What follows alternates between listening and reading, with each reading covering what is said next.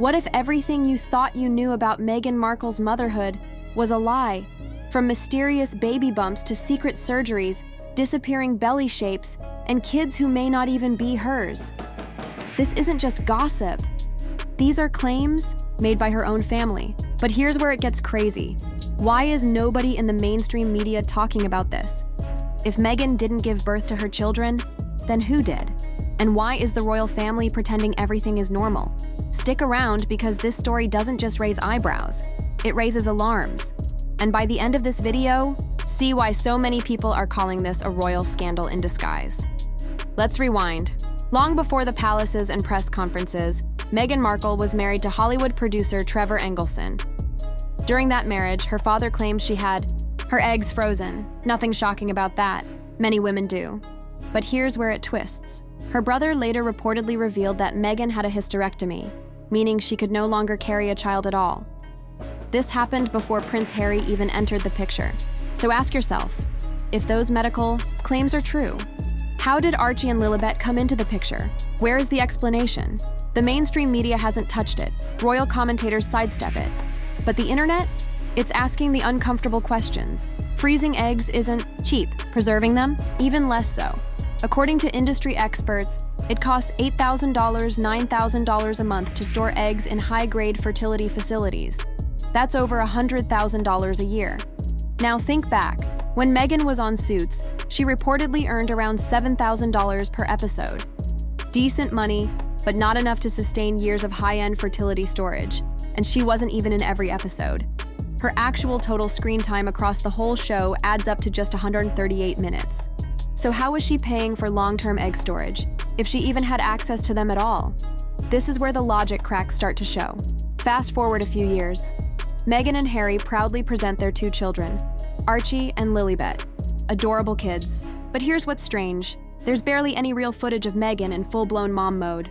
You know, the kind of natural chaos that every parent knows. Snacks everywhere, messy hair, sticky hugs.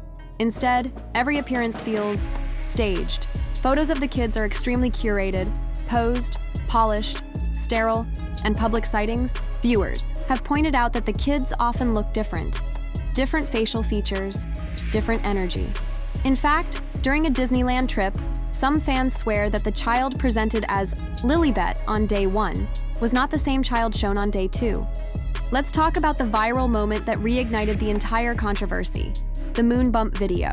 In it, Meghan is seen squatting while visibly pregnant during the pandemic. But when she moves, her belly doesn't behave, like a real one should. It folds, not tight maternity dress kind of weird. No, this was foam pad level weird. Like someone forgot to glue down the prosthetic. This wasn't a tabloid shot. This was in a hospital, during strict pandemic protocols while filming. Hospitals had severe access restrictions during that time. No random filming, no outside crews, no fashion shoots in maternity wings. And yet, there she was, allegedly filming while very pregnant, with a camera crew in tow. None of it adds up. Now let's look at Meghan's body language, something people often overlook. In interviews when asked about her children, her answers lack emotion. There's no glow, no sparkle, just rehearsed lines. She says she loves them, but it feels like she's acting. In videos where she holds the children, it's awkward, mechanical, like someone posing for a baby ad rather than a real mom bonding with her toddler. And there's always a handler nearby, someone guiding the child, holding their hand, whispering off camera. That's not motherhood. That's public relations. Now here's where things get legally murky. Reports surfaced that Meghan had her royal title removed from Archie's birth certificate, and then added back later. In the US, using a royal title on a legal document isn't standard, and isn't legally binding. Immigration officials were reportedly so confused by the children's documents that they contacted King Charles himself. Why? Would government officials go that far, unless something unusual was going on? Add to that, Harry demanding HRH titles for the kids, despite Queen Elizabeth expressly denying titles for non-working royals.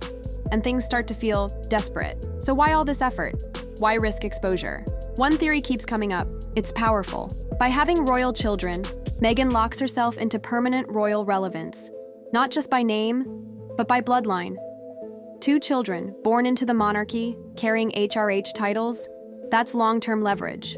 That's power in interviews, in documentaries, in brand deals, and yes, in Netflix contracts.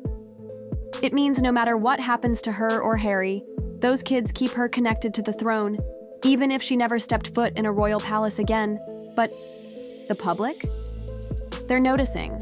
Side-by-side comparisons of the kids' appearances. Inconsistencies in eye color, height, behavior, all within days or weeks of each other. Reddit threads, TikTok breakdowns, YouTube exposés. People are watching closely. Even the most loyal fans are starting to say, something's off, because this isn't just gossip anymore, it's a puzzle. And more pieces are fitting together in disturbing ways. Here's what's even more suspicious: the silence. The royal family hasn't commented. The mainstream media won't investigate.